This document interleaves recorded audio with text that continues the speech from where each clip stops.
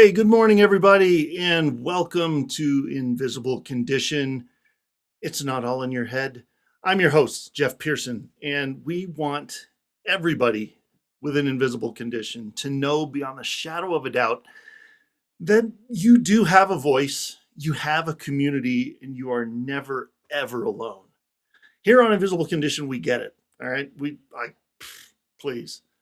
I've lived with an invisible condition since I was 2 weeks old. We get it around here, right? Sometimes life can be tough. Sometimes life can feel just downright impossible. Here's the thing, though. There is always, always hope. There's always hope. Even if you can't find it right now, there's hope. It's there. It's out there. So if you are having a little bit of trouble with that and you feel like, where the heck is hope? Where is that? I don't know what you're talking about. Shoot me an email. Seriously. Put hope in the subject line. Just shoot me an email. Let me know what you're struggling with, man. If you, especially with invisible conditions, if it's somebody in your family, if it's you, if it's somebody you know, I want to help, man. This is my jam. I want to help you. So throw me an email and let's talk about it.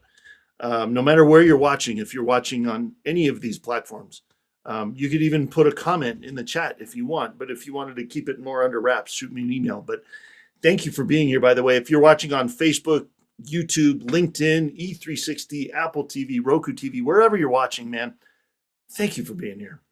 We love all of you. Our viewers are amazing, and we're so excited that you're here. So I just wanted to give you a couple things. I just want to outline or highlight a couple sponsors of ours real quick, and then I'm going to bring on our guest, and we're going to hit the ground running because this show is going to be incredible.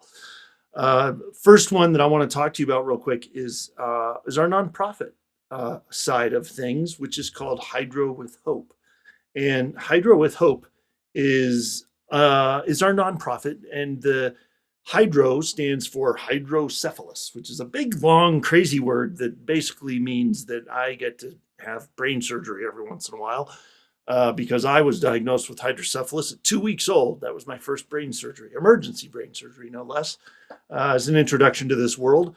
And I've had 7 of those surgeries, 7 brain surgeries, 15 surgeries overall. It's a crazy life with hydrocephalus, and which is why we created this journal right here, My Hydro Warrior Story, which I want to get into the hands of every single person with hydrocephalus in the country. So if you know somebody that has hydrocephalus, and chances are you do, because it affects 1 out of every 800 people in the country.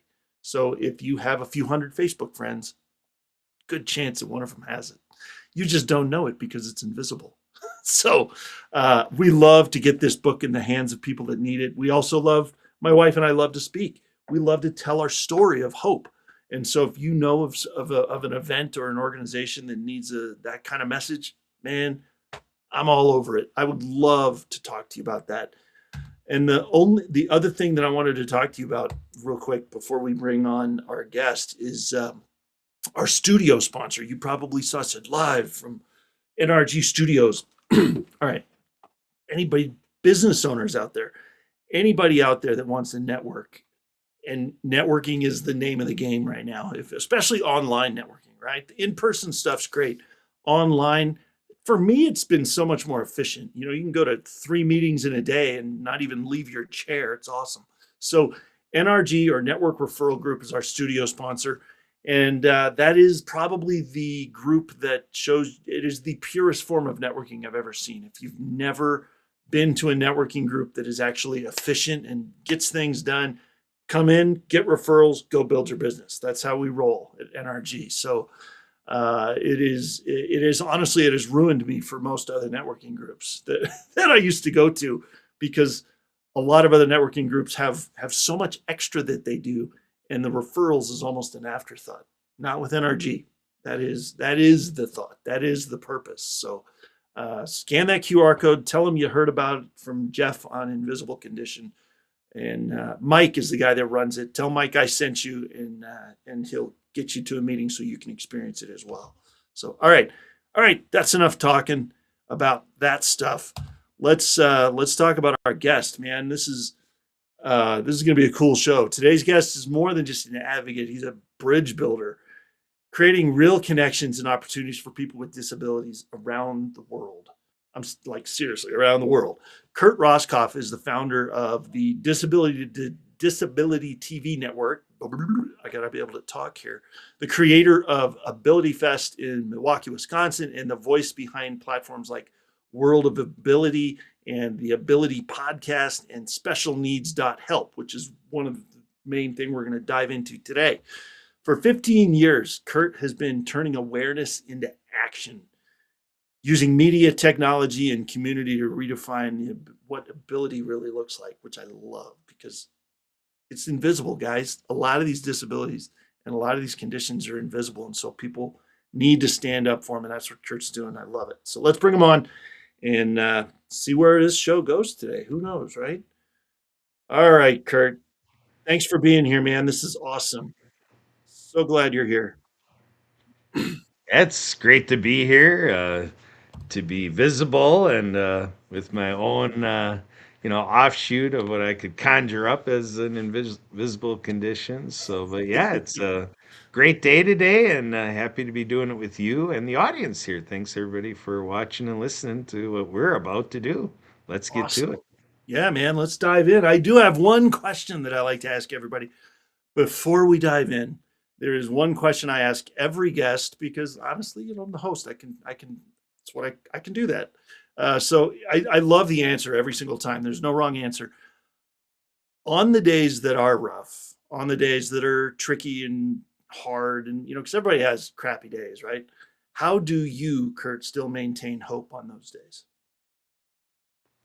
Yeah, so I would say, within the world of messages, some are familiar with a message about, there's a military guy who talked about making your bed and, it's routines, meal times. I've got a wife and daughter and dog, and, so all of this stuff kind of keeps me channeled. But in terms of hope and so forth, so in terms of routines, I like to have positive people like yourself and like you're talking about with the energy networking or the referral group and all of that, being around people who are on track, really, keeps a person going, I see.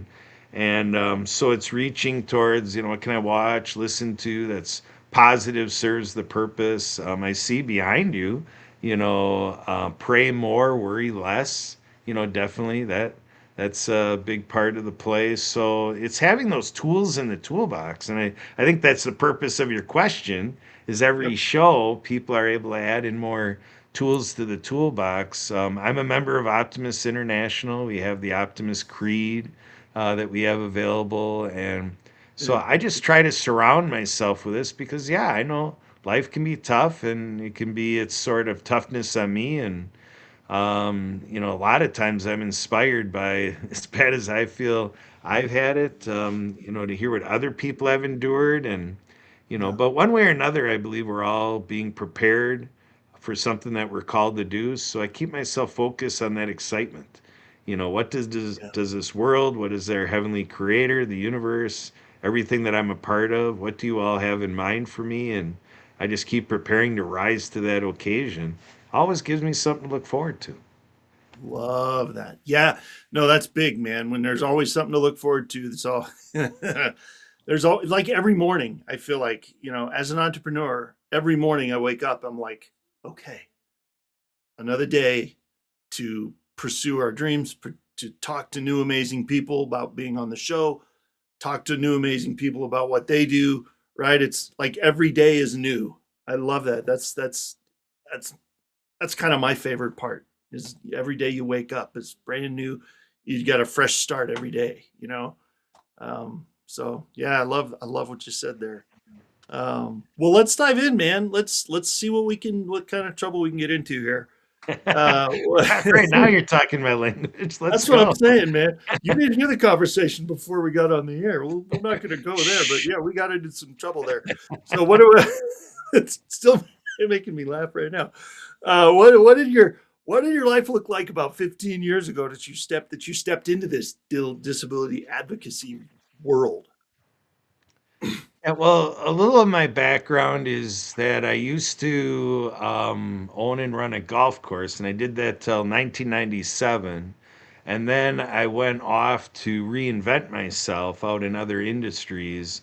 So I got with Philip Morris Corporation, Wisconsin Lift Truck, Food Ingredients Incorporated, and Wow. just got a lot of other experiences. And then I landed, building up a marketing and technology company.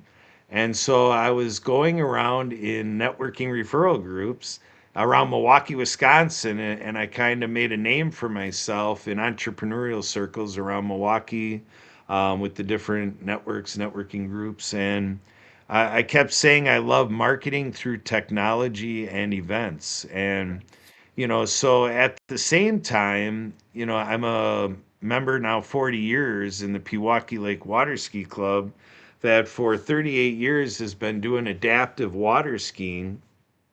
And what I ended up doing is I ended up checking out some of the activities from our partner organization called ACAP, Adaptive Community Approach Program. And, so different things were coming together at the same time because my wife and I, like I mentioned about Optimus International with the Optimus Creed, there's the communications contest for the deaf and hard of hearing. And I'm a builder of excellence with Optimus International. So I would go to a lot of chamber meetings and stuff, and I would choose to introduce people at the business events to Optimus Club and Optimus International to really Cool. encourage those people at the event to get more involved in their community and also to learn what they already are doing, maybe be part of Rotary or Lions and, all this stuff. And it got to a point where I have a friend who told me, Kurt, what you got to do is you got to reclaim your fame, because when you're out there working with other people, people start to spin off and come up with their own ideas and stuff started being said about me, which was interesting, but I wasn't quite there where they were taking me. And, so it was a little bit seeming to misrepresent me, but I was looking for, is it inspiring me into something? I wasn't quite sure. But what ended up happening is that through the advocacy group, I ended up meeting a gentleman with spastic cerebral palsy, a power wheelchair user, and then it ends up that getting to know him, now he goes to a physical therapy event, and I meet another gentleman with cerebral palsy, a power wheelchair user, and I learn that he's a part of my team Triumph. Now, my Right. team Triumph is an endurance sports group like marathons, duathlons, triathlons, Ironman, Wow. and so forth. And he's a captain with that organization. And so I was having a situation with him about adaptive water skiing, and he took to it. He came out to our site a dozen years ago at Pewaukee Lake, west of Milwaukee, and he was out there as our guest to do adaptive water skiing. Wow. And the turning point here is that a couple of my friends came to me objectionable about it. And of the 20 things they told me during that intervention that they had for me, because this guy went home dry. He ended up not skiing Oh that boy. night. Yeah. But it was a great realization. There was a great learning process, understanding of our situation to a degree where it empowered us the next day to wake up to a new day, like we're talking here. And my wife and daughter and I, we created the Everybody Skis program. And what Nice. that did is that opened up a new channel where we were going to do it around our county. I reached out to the Wisconsin Waterski Federation, and they ended up asking me to do it for the Wisconsin Waterski Federation, which meant statewide. And that's what opened the floodgates, is now I have a leadership role. And so I really had to sharpen my pencil to look at how well I understood the disability community, Mm. because now I'm looking to properly introduce them to water skiing. And so I started learning about what I talk about now is ability ministry, attending to people with disabilities wanting to volunteer, Mm. accommodations in education, disability caucuses for politics, inclusive recruiting in business, and then the whole realm of fun. I was talking about water skiing, but how does it work no matter what people with disabilities want to do for fun? And how is that cross training for me to do it right in water skiing? So that's what channeled me into this direction. That is so cool. I love that. And I I have to chuckle because Wisconsin and Minnesota and like nowhere else in the country do I hear more talk of water skiing than Wisconsin and Minnesota. I've never heard some. I've like I love to water ski. I used to water ski all the time as a kid. I'm not sure I would be as good at it right now. I haven't been on a lake to with a ski strap to my leg in a long time. But I used to love doing that, but you don't hear much talk of that in these reservoirs and nasty bodies of water we have in Colorado here. We don't have the access to all the awesome water that you guys have in Wisconsin and Minnesota. So I just Yeah. Well, not the entirety. I mean, there's a group in Colorado that's Adaptive Adventures. And okay. Adaptive Adventures is known for about 12 different renditions of adaptive sports and rec. Water skiing is one of them that they Okay. do facilitate. So they do have that capacity, and I they mean, do the adaptive bikes and mm, rock climbing and adaptive aquatics, scuba diving, adaptive scuba. wow. All sorts of stuff. Adaptive Adventures, adaptiveadventures.org. Great I, organization. you know, I'm not Phenomenal. I'm not saying we don't have any lakes out here. I'm just saying not we pale in comparison to the Midwest, man. That's why you guys just have so much natural bodies of water out there. We're stuck with like nasty like reservoirs and little tiny lakes and stuff like that. So it's just not as readily available as it is in Wisconsin and Minnesota. So I kind And of miss Minnesota, that. yeah, Minnesota promotes the number 10,000 lakes, which is great. Yeah. But Wisconsin actually has more lakes. We just keep it general, like you're saying. Like, a lot of the states wish they had as many lakes as Minnesota and Wisconsin. But I, yeah, interesting. And water skiing began on Lake Pepin in Lake City, Minnesota, with Ralph Samuelson back in there you go. 1922. That's where it all began. 22. What the heck were they skiing on in 1922, man? That's One awesome. of the stories is his third rendition of skiing was he like with barrels of beer. Yeah. They were in Oh, wooden barrels. He took two planks off of the barrel of beer and went skied on them. sure. Why not, man? I mean, I could see that could be pretty cool because they're kind of curved already, right? And you go through the water pretty good. Yeah. Wow. Well, I'm glad the technology's improved because I don't think I'd want to go getting pulled behind a boat on a couple planks from a barrel of beer. But yeah, Uh, it's cool. yeah, the wood he skied on was pretty vanilla, pretty basic Yeah. planks, and he just took a leather strap and strapped his feet to the plank and grabbed that clothesline. He just grabbed a clothesline Oh, to attach gee. himself to the boat, and Oh man. so yeah, he wasn't very fussy about how he was going to do it, but he had it in Okay. his mind he was going to do it, and he done did it. I love that. I just have this visual in my head now that's cracking me up. That's crazy. Yeah, I mean, I that is unbelievable. We've come a long way with the water skiing, that's for sure. Well, what kind of did you when you were going doing all this and getting introduced to all this and developing all this, like what kind of especially with special needs dot help, did you I'm sure you came up against some resistance, some you know, was there any misconceptions out there, any resistance you came up against you had to work through to get this done?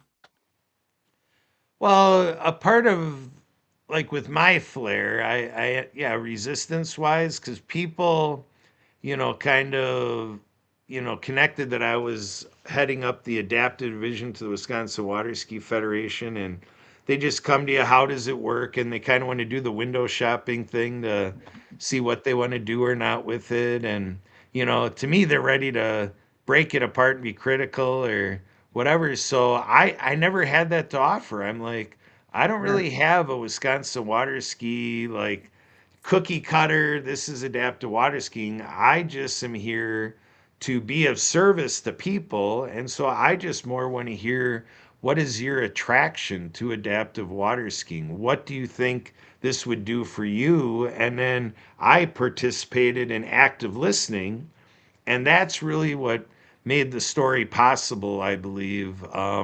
Just in the way I go about things, I more am about co-creating. So I Hmm. reached out to four select people that were the only other four people that were heading up adaptive programs in Wisconsin. And between my tapping their capacities, they took the five of us to now we attracted a dozen people, Nice. and then the conversation, everything circulating amongst the dozen people grew to 20 people. And when this group grew to 20 people, they're now telling me, Kurt, we got to do a 2 day train the trainer program. And so I went to service to fulfill that expectation, and we just naturally chose Madison to do it Hmm. with, the capital of Wisconsin, and just a great place to do it as well. And just with this story up to that point, I had connections where we could nicely go do that. By the time I was done getting those 20 people playing a role, the only thing left for me to do is I was looking at lunch, and I'm like, I don't want people to have to go buy lunch.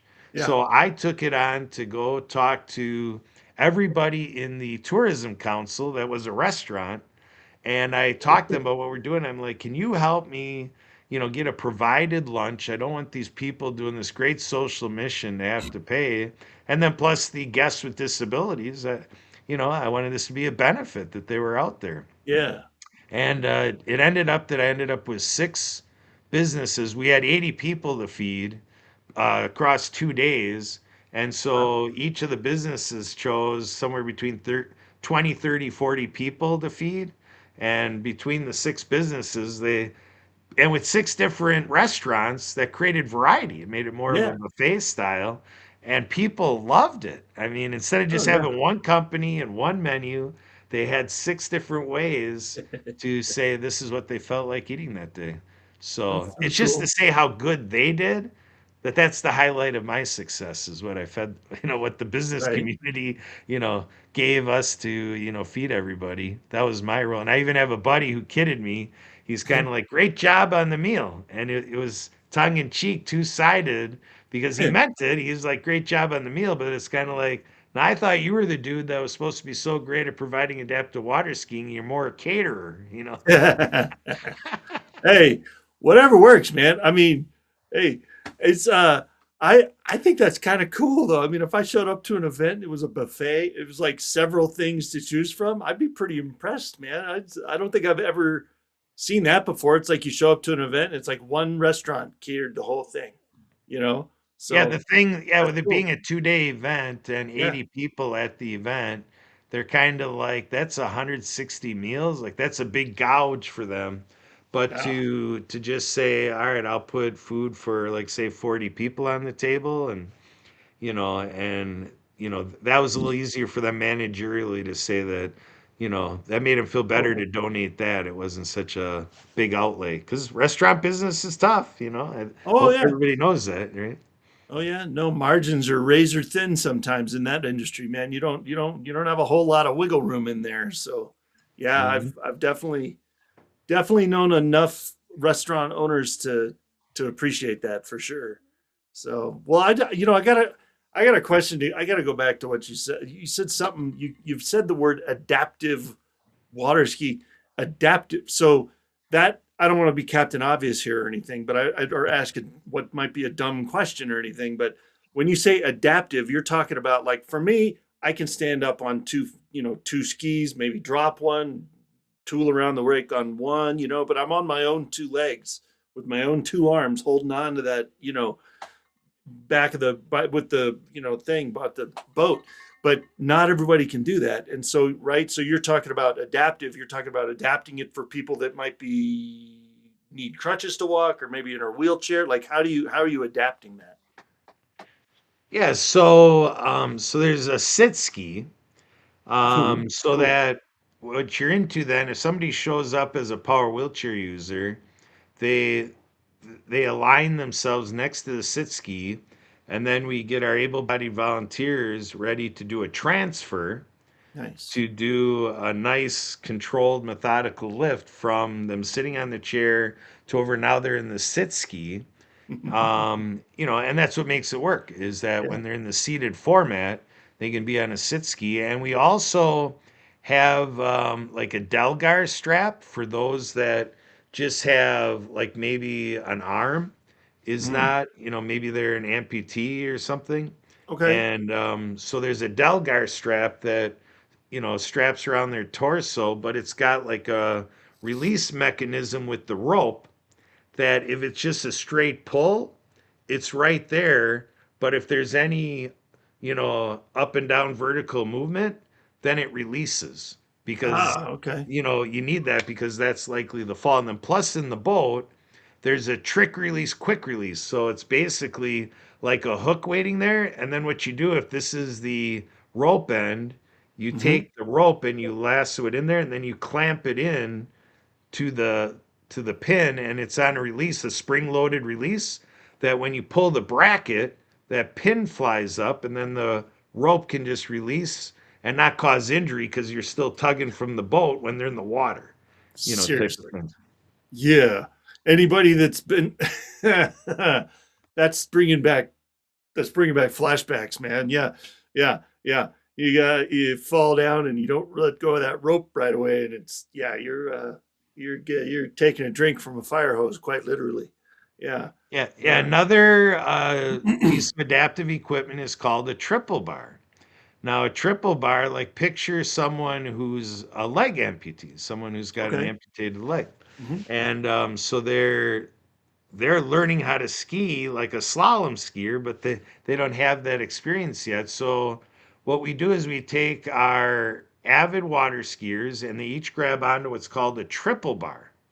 So on one, it's a long bar, like a 4 foot bar or something like that, Okay. or maybe a little bit more than that. But a wide bar where when two people grab on the outsides, there's room in the middle for our guest skier to grab onto that triple bar. And so what they're doing is they're getting the stability Hmm. of two avid skiers while they're figuring out how water skiing works. So Yeah. that's another format we have. Or even if they know how to water ski, just Yeah. to, make it more realistic. Because if they're not, you know, if they have to ski single leg, single ski, and they don't have that skill talent yet, until they get there, the triple bar is really great. And then it's fun too, because it's three Yeah. people skiing together, which is just a fun thing to do, even if you don't need to. It's almost like human training wheels, you know? It's like Yeah, exactly. kind of, That's a right? lot. Yeah. That's a lot of what this is about. And so, like with the sit ski, you can do the ideal experience for a guest is to be on a mono ski sit ski, and Okay. then two avid skiers are bending down, crouching down, and grabbing the back of the seat to do the balancing for the guest. But what it does is it gives the guest a nice skiing experience, out there. And, it's the idea is we design it to ski to people's ability. Yeah. Because the more you can have it active and sporty and feel the hydraulics and all the stuff, the more you can put into it, the more rewarding it is and amazing that when we come back and then we release them and then they go back to swimming in the water, maybe assisted swimming, they're like, wow, I can't believe I just did that, type of thing. Nice. So it's Yeah. teaming together, and in some cases it's empowering a family to ski together. That's been really rewarding to see that, say maybe there's, parents and an able-bodied child, and then maybe there's a child with a physical disability, and now that family member is used to just watching their sibling and parents ski, and now these families are just really being united in the skiing experience because now the three family members can work with the fourth family member, do Mm. adaptive skiing, and now you got all four family members skiing together. I mean, just It's so the cool. gratitude Yeah. that we've received from the families and just from our own observations. It's just like really magical when you can put that all together like that. It is so cool. I don't know why, but I did not put that two and two together right away automatically. But yeah, you would, because I thought, you know, maybe somebody with a physical disability might be on the sit ski, but then it might be, people from, just people they know, or maybe they don't know, but they're there to stabilize that. But you're talking about whole families are on there to the, I'd love that. That's really cool. Yeah, and Oh, to give you an man. idea of the importance of doing this, Yeah. is there's many lakes around that a good majority of lakes because they want to avoid accidents and injury and risk Right. out there, they limit a boat to have two people behind a boat skiing. So what happens is when you do Mm, adaptive, you need to, for the best scenario, you need three people behind the boat. And right. so now this is an exercise with government because Oh. now with your lake patrol, you're saying, look, see, now you have to educate lake patrol to say, hey, I don't think your city wants to say no to this citizen, this resident from skiing. It takes three people. Like, Yeah. let's just do a gentleman thing here, and let's say this person deserves a ski, and there's a reason that we have three ropes behind the boat. One to the sit Right. ski, and then two to the side skiers. Three ropes, and let's forget about the lake rule for today. Jeez. So that's a good point. Are you, has that become a source of like proposed legislation or anything like to, hey, why are we, has it gotten big enough, I guess is what I'm asking. Has it gotten big enough to where the government of different states like that are paying attention yet? Or are you still working on that part?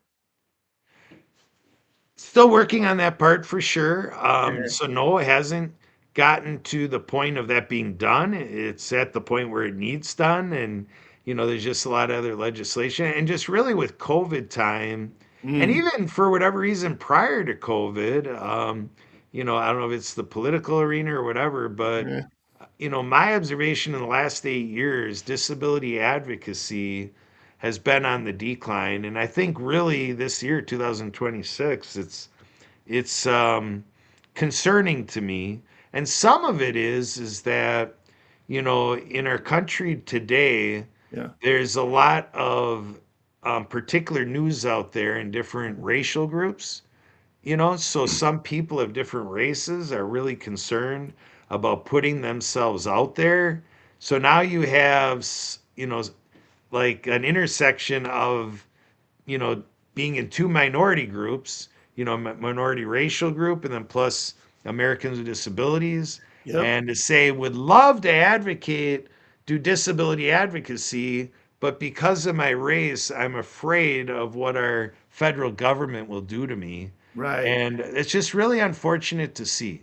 So to Yeah. me, that's part of, disability advocacy is for people who, like you and me, you and I don't have to worry about that as much. So that's an opportunity for folks who don't have that racial concern to use, kind of where our country in its perverted way, is kind of saying, okay, Jeff, you and I get to feel a little safer than other races, which Yeah. I'm not afraid to say it just kind of sucks, but Well, that's yeah. an opportunity for all of us to recognize that and to Yeah. really have folks speak a little extra louder. But we don't have that in place right now. Nobody's put that out there as the playbook. But that's a Right. little bit of what I'm trying to do in my work is to find these strategies where we can just take today's situation and make the most of it and, Right. build back the capacity of Yeah. disability advocacy because it's definitely declined and it needs to mount up. And ultimately, our country needs it to be 33 times greater than what it is. So, Yeah. it's an all hands on deck initiative. So, your work, really here at A Visible Condition is more important today than it was when you started this program by far. Exponentially grew. I know that to be a fact. Well, I appreciate that. Thank you. Yeah. Appreciate that a lot, man. That means a lot. Yeah, you're right. When we started this, every show morphs a little bit, and we're going to talk about what you're doing in that world as well, because you're doing some pretty awesome stuff as well, you and your wife, and so we can dive into that in a minute too. But you're right. It's as you progress with the show, we've been on the air a little over 3 years now, and yeah, we started off with a certain kind of certain type of guest I was looking for, a certain type of conversation we were having, and yeah, some of that has changed over the last couple of years. Um, but I kind of feel like it's been more the difference between medical and alternative, which I hate that word. I hate that word for it. But there's the conventional side of things, and then there's, I would say, the traditional side of things, because a lot of those alternative methods that people are using to alleviate symptoms have been around a heck of a lot longer than any of this conventional medicine in the last 100 years has been around. So I think that's been the shift I've seen, and so yeah, it's been really cool to be a part of that and be able to. I mean, really, it's just about telling people stories, which is why we're here today. Telling stories and giving people hope. Man, that's it. So yeah, it's pretty awesome. Speaking of that, you've got you tell us about Disability TV Network. Tell us about World of Ability. I mean, you got all kinds of stuff going on, and then we've also got Special Needs Help. I mean, we got a lot of stuff. You're like what I say at the beginning. That you're busier than a one-legged man in a butt kicking contest, man. You got a lot of stuff going on. So let's what, what do we want to start with? We want to get the word out about all this stuff. Yeah, so definitely this is constructed because we are talking about social movement here. Hmm. We are talking about penetrating culture, custom, and genetic memory.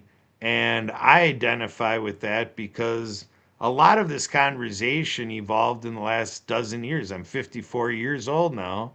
Yeah. And so, what this means is that it took till I was 40 years old. So, that number 40, a little biblical, if you want to go there. Right.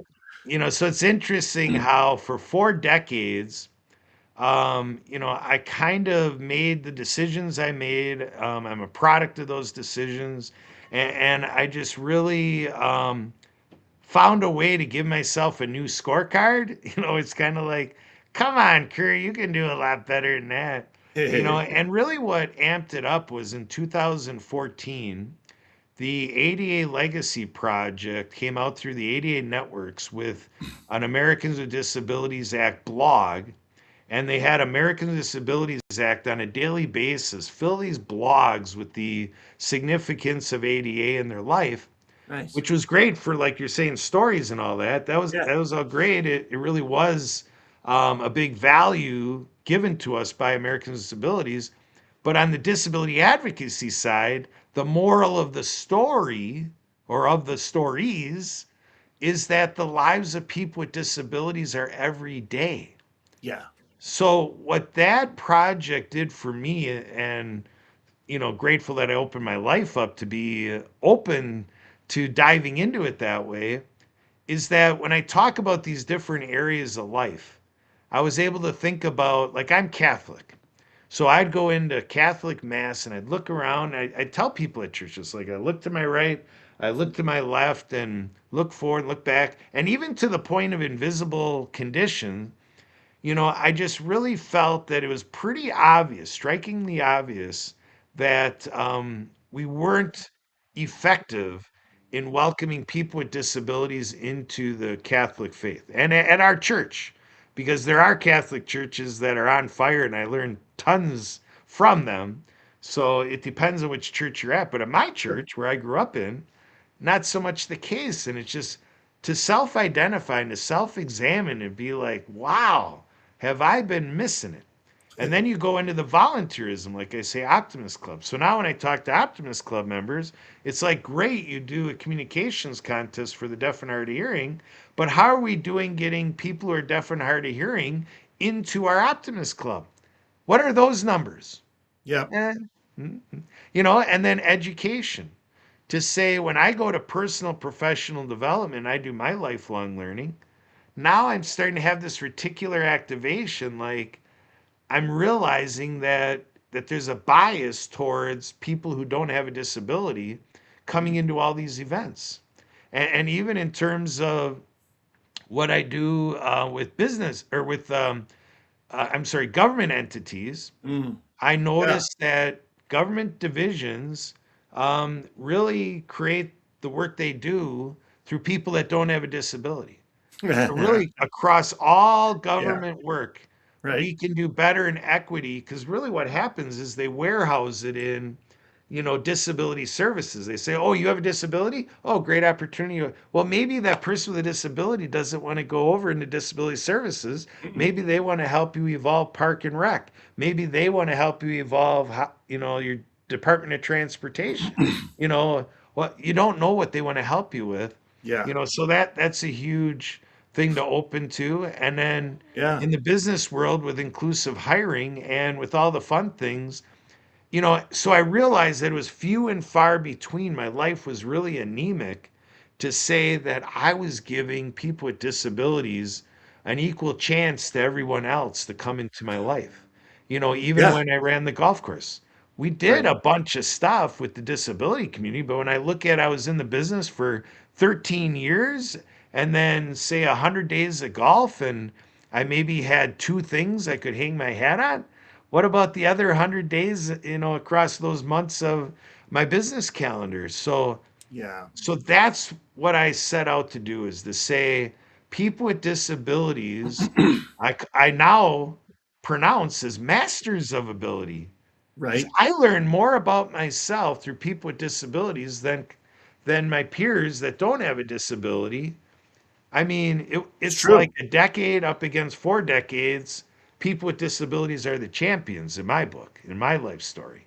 You Right. know, And what and one thing about the inclusivity and all that kind of stuff. Like I love all that, and but the pendulum tends to swing one way or another to the extreme sometimes with some of that stuff. So the word that I've always thought of is unity with all of this, because honestly, if we the biggest thing is, let's not steer away from the hard conversations, right? Let's talk, let's talk about it. Let's not avoid each other.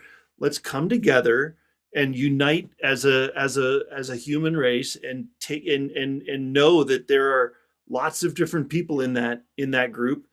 And unity, I feel like, is what's been left out over the last 5, 10, 20 years. It's like every well-intentioned program that gets created is almost like segmenting the population into a different category, and it's like, okay, that's fine, but it's like I said, it kind of swings this way and swings that way, and now all of a sudden we're out of control with it sometimes.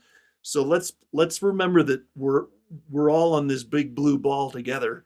We're all part of the human race. Let's unite and work together to solve some of these challenges, and I think we'll do better. You know, not to say that different organizations don't have their focus, and that's, you got to do that. But yeah, I don't know. I That's the word that keeps running through my head when I hear what you're talking about. I think unity, man. Um, but yeah, anyway, no, no, I love what you're doing though. Like everything that you're doing, that you've been doing for the last couple decades, is just awesome. And so specialneeds.help. We've had that up on the screen for the entire show. Let's dive into that for a second and just make sure everybody knows what they're doing what they're getting when they scan that QR code. okay, so the story here is that, we met someone last year that told us about that they were working on a directory, and they were looking, this gentleman was looking for help to kind of re-energize his disability directory. And it had great success out of the gate, but then it's, you get out of what you put into it. So he just wasn't showing the capacity to just keep it going. So he attached to a group that I serve on, helpapedia.org. He Nice. came in and we did a lot of work to say, okay, how is helpapedia.org going to get into the business to do a disability resource directory? And then what happened is a couple months ago, we meet a gentleman by the name of Adam Dicker. And Adam Dicker is the immediate past vice president of marketing from GoDaddy.com. Oh, And so he's got a lot of capacity. So he dives in to see what we're all doing, and we're having like 3 to 4 meetings a week with him for the last 2 months. wow. And what happens is already 2 weeks ago, we release our first rendition of this collective effort. There's really about 20 of us that are kind of like this focus work group that have been working on this for the last 6 months in some sense, but the intense work has really culminated in the last 2 months, and now we're going on going, and now we're going to do invitational events that will go along to help people implement this directory. Nice. But when I served as vice chair of the Wisconsin Council on Physical Disabilities, our chair serves with the Governor's Committee for People with Disabilities. And Mhm. at the table at the Governor's Committee for People with Disabilities is the board for people with intellectual and developmental disabilities, our Council on Physical Disabilities, the Council for the Deaf and Hard of Hearing, the Council for the Blind and Visually Impaired, the Mental Wow. Health Council, the Council on Substance Use, so that governor can really look at the people's business and really get a holistic look. You know, when he's looking administratively, looking at administrative Yeah. rule and what a governor is going to do. So I say Wow. that to say that in a similar way, special needs help is designed to be a catch-all for wherever you are being a person with a disability. We are expecting that you can go to specialneeds.help and you can go in and find, like we're on invisible condition, you'll see that the label there is conditions. So you, Yep. you should be able to find invisible conditions. And if we're missing any, please contact me. Please Yeah. notify through specialneeds.help that, hey, I've got an invisible condition this, and you're not showing, my demographic. That's Yep. what we're co-creating this with you out there in the viewing audience. This is a co-creation. Thank you, helpapedia.org, working with Adam Dicker and his magic and being able to do this technical work of creating the directories. And he's got all the analytics showing how popular this is already. This directory is Nice. on fire, getting a lot of attention Wow. already. So it's got resource guides, playbooks. We've got a lot built into it that no matter what you're coming to special needs help with, we took 20 of us and we used our lived experience in mind. And Adam Dicker took the 20 of us, all the inputs. We had spreadsheets, and it was just amazing how Wow. sophisticated that work process was and how Adam simplified it. So that's what our attempt is, to look at how diverse this whole realm is and how you boil it down to an easy resource guide. We Nice. believe we got the best beginnings that anybody has ever had on such a project. And now it's showcasing right now data from the USA. Adam's from Hmm. Canada. So this will be evolved out of Canada as well. And then we have a stakeholder out of the UK. So Mm. wherever people are in the world, come to specialneeds.help and be the one that begins our work in your country. Or if you're in the States or Canada or whatever you're like we talked about Colorado. The Yeah. folks in Colorado can get with us and we can make sure that we are creating a master directory for all disability services in the great state of Colorado. Mile high and the whole thing. Bring it on, baby. That's what Right. I. Yeah. That'd be so cool. And man, just in the last 5-10 minutes of listening to you and talking with you about this, I have written down probably 7 or 8 6 names that I need to introduce you to, that could kind of, that we need to get with you and with special needs help. And like, there's so many directions this could go, partnering with other organizations around the country. um I like, it's, that is so cool. I love that. I'm gonna keep writing names down as they come to my mind, but man, we're definitely gonna have some more conversations about this. I've got some introductions for you that we definitely need to make. Yeah. because of what you're doing. So, So yeah, Jeff, I want to set the frame for this because yes, this truly is a magic moment for what you're doing on the show, Invisible Conditions, nice. E360 TV, NRG We have networking. about 3 minutes left. So, but just so you know, I just want to make sure we don't, neither one of us go over. But go ahead, go Yeah. ahead. Well, it's a real quick point because when you look at ADA and you look at what happened back in the 80s that we have the Americans with Disabilities Act, Yep. what you said, Jeff, this is a great tie-in to unity. That's what we had back in the 80s, that Yeah. now is the time. So, you, Jeff, all your listeners, you are the one. Now is the time. We're at the right place. Everything is right in front of us to do it again, to unify all the disability service organizations across the country and create the next chapter in the history of the USA. And we know how that influences the whole entire world. Let's do it, folks. It's happening right here on Invisible Conditions with you, Jeff. Take it back. Where are we going to go to finish up? Bring it on, man. That's awesome. I love that. Yeah, because I'm telling you, I have all these names running through my head right now of all the last 7 seasons worth of guests that we've had on with all the amazing organizations. So we're definitely going to be, yeah, this is going to be great. I can't wait. So, um, yeah, man. I mean, I think the last thing I would want to ask you is there, we got about, I don't know, take another minute or so. Is there any last thing that you want to leave our audience with before we head out today? Well, I think what you were saying about, how you enter into here about hope and, belief in ourselves. Like I say, people with disabilities have helped me believe in myself in a way that was a quantum leap above where I was at 40 years old otherwise, and so on and so forth. And there's this mantra, the power of one. So I encourage all of you viewers out there, don't just take today as a nice story.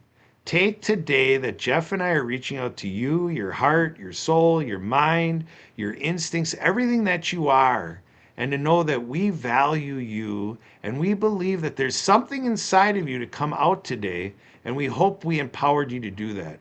If we did that today, boom, give me 5. Let's go. That's right. Nice. I love it, man. I love it. This might not, I'm not saying for sure, but I'm just kind of feeling it in my bones, man. I don't think this is the last time Kurt's going to come on here talking about this with all of you amazing people that are watching, because I feel like we're going to have to do an update show 6 months from now or something after all these introductions between all these organizations and stuff, and see kind of where that lands with everything, and see how that helps everybody, because your organization is going to help them. They're going to help you. It's going to be great. So I can't wait. So so you might see us on here again talking with Kurt. So it'll be fun. So, but hey, in the meantime, Kurt, thank you so much for doing this and for being here and letting us know everything that's going on, and just spreading hope, man. I love what you're doing. Thank you for being here. My pleasure. Thanks for the opportunity. Absolutely. Awesome. All right, everybody, listen up. We are I love shows like this, man. I love it. Kurt's such a cool guy. And I have a special place in my heart for anybody from Wisconsin or Minnesota, because my wife's entire family is from Wisconsin, and my entire family is from Minnesota. So I love all this stuff. Water skiing, man. I used to be doing that all the time when I was a kid. So I love having these kind of conversations, especially with people from Wisconsin. So this is so fun. All right, everybody. Thank you for being here. This has been amazing. If you, no matter where you were watching from, we're glad you're here, man. I hope you put some comments in there. I hope you were asking Kurt things, and getting in touch with them, scanning that QR code. Now, join us for our next show, which will be, looks like, oh gosh, I don't know what day. You know what? I totally had the wrong calendar in front of me. Let's see. The next show, there it is. Next show is going to be May 15th will be the next show, next time you see us on the air. So join us on that day. And until then, have an amazing day yourself, and we'll see you next time.